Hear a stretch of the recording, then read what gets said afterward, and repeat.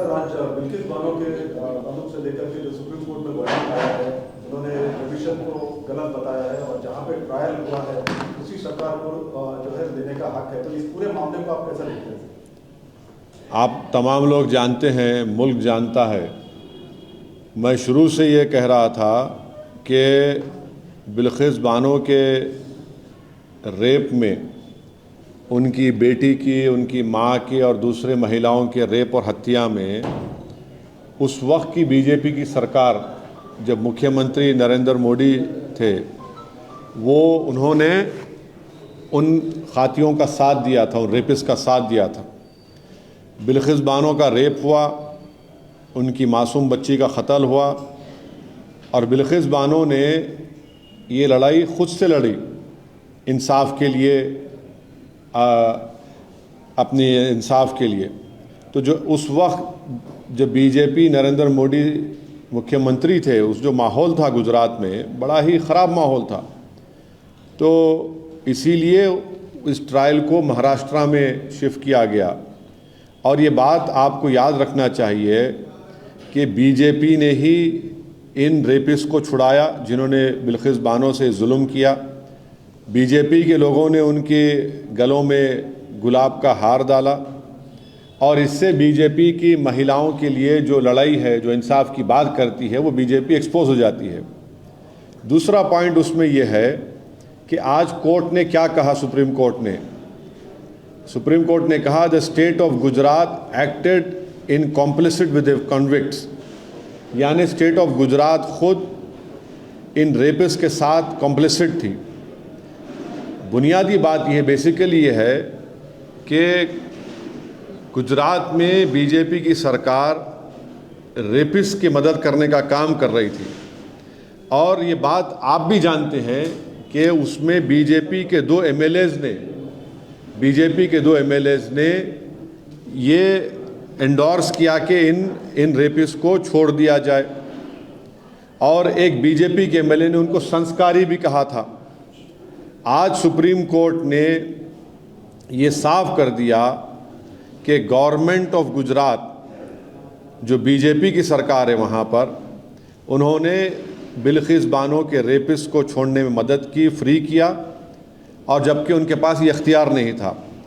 मैं supreme court के इस फैसले का वेलकम करता हूँ, खैर मुक़द्दम करता हूँ और उम्मीद करता हूँ कि मुस्तक़बिल में, फ्यूचर में कोई भी सरकार इस तरीक़े से एक्ट नहीं करेगी जिससे रेपिस्ट को छोड़ दिया जाए। रेपिस्ट जो होते हैं महिलाओं के, उनको ये मालूम होना चाहिए कि उनके पास कोई इम्यूनिटी नहीं है और अगर कोई रेपिस्ट से समझ रहेगा कि मेरे पास एक रूलिंग पार्टी का आइडियोलॉजी का मैं मानने वाला हूं तो मुझे वो सरकार छोड़ देगी, वो उनको ये समझ जाना चाहिए कि पॉलिटिकल आइडियोलॉजी से आपको नहीं छूट मिलेगी। और आखिरी बात ये है कि इस तमाम चीज़ों में हम यूनियन होम मिनिस्ट्री के रोल को भूल जा रहे हैं। यूनियन होम मिनिस्ट्री के आज जो वज़ीर हैं जनाब अमित शाह, उन्होंने अप्रूवल दिया था इनका रिमिशन और प्रीमेच्योर रिलीज़ के लिए, और एक जुलाई 11, 2022 का लेटर है यूनियन होम मिनिस्ट्री का। हम पूछना चाह रहे कि क्यों अमित शाह की होम मिनिस्ट्री ने इस तरह लेटर दिया। तो इससे बात साफ जाहिर होती है कि नरेंद्र मोदी जो नारी शक्ति की बात करते हैं, ये सिर्फ जुमलेबाजी है और इन्होंने यहाँ पर बिल्किस बानो के रेपिस्ट को छोड़ने का जो काम किया, इससे एक्सपोज होते हैं। अब बताइए बुलडोज़र कहाँ चला गया, ठोक देंगी पॉलिसी कहाँ चले गई।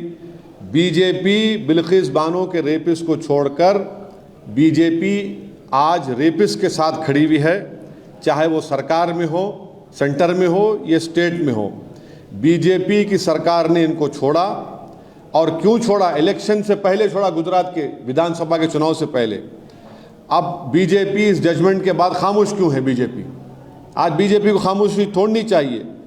हम ये डिमांड करते हैं कि बीजेपी और नरेंद्र मोदी की सरकार बिल्किस बानो से माफ़ी चाहे, क्योंकि सुप्रीम कोर्ट ने ये कह दिया है कि आप, माने सुप्रीम कोर्ट के वर्ड्स क्या हैं, the state of Gujarat acted in complicit with the convicts. तो मेरा डिमांड ये है कि नरेंद्र मोदी की सरकार बिल्किस बानो से माफ़ी मांगे, उनको अपोलोजाइज करे। That the Modi government and Prime Minister Narendra Modi, Amit Shah, apologized to Bilkis Bano. Yes, family. yes, because it is the BJP. This incident happened when Mr. Narendra Modi was the Chief Minister of Gujarat. And the environment was so communally poisonous that this whole trial for Bilkis Bano to get justice, the trial was shifted to Maharashtra. And what we know is that now, after today's Supreme Court order, when the Honorable Supreme Court said that the state of Gujarat acted in complicity with the convicts, the environment was very bad in Gujarat at that time. And please see that it was the two BJP MLAs who endorsed the release of this rapist. And one of the BJP MLA called this rapist as Sanskari. Now today the Honorable Supreme Court had held that the government of Gujarat deliberately helped this rapist to get free, and it did not have the power to do so. I welcome this judgment, and I hope it acts as a precedent against all the rapists in the future. The rapists should understand that just because they affirm a political ideology which is enemic to the Constitution of India, they will not be set free. And the last important point is that the Union Home Ministry approved the remission and the premature release of these convicts through a letter dated July 11, 2022. It is very clear that when Sri Narendra Modi talks about Nari Shakti, it's just a hollow claim. It has no relevance on the ground, because it is they who are now standing with this, with the rapist of Bilkis Bano. So the BJP government in the state of Gujarat and the BJP government in the center, both have helped in releasing these rapists of Bilkis Bano, the killers of her mother and her other 4 women. That is why I demand that the BJP government in Gujarat and the BJP government in center, headed by Shri Narendra Modi, our Prime Minister, they should speak up and apologize to Bilkis Bano. This is the minimum that can be done by the BJP. Sir अभी क्या इनको जो भी rapist है उनको फिर से पकड़ा जाए तुरंत, और बिल्किस को रिहैबिलिटेशन पे क्या क्या कदम उठाना चाहिए? देखिए, अभी तो सुप्रीम कोर्ट ने कह दिया कि उनका रिमिशन गलत है, तो उनको वापस जेल जाना पड़ेगा। अभी ये है, बिल्किस बानो को इंसाफ नहीं मिला था, इसलिए गुजरात से वो महाराष्ट्र गई। महाराष्ट्र में इनको सज़ा हुई और फिर गुजरात की सरकार ने इनको रिमिशन दिया। तो मिनिमम कर्टसी ये डिमांड करती है कि बीजेपी की सरकार गुजरात की और हमारे वतन अजीज़ की जो सरकार, जिसके वज़ीर आज़म जनाब नरेंद्र मोदी है, वो बिल्किस बानो से माफ़ी मांगे। Sir, the SC also made an observation that said that the Gujarat government had usurped the power of Maharashtra government by deciding the remission plea, which doesn't even follow. Gujarat government had Usurped the power of Maharashtra government by deciding the remission plea of convicts in the Bilkis Bano case, as the Maharashtra government has the jurisdiction to decide remission. But the fact that Gujarat government did the remission instead of Maharashtra, do you think it's for the elections? Well, you see, now let us not go into the complete details. You know, I have also read it on Live Law and Bar and Bench, what you have just said. But the gist of the whole thing is what I have just told you.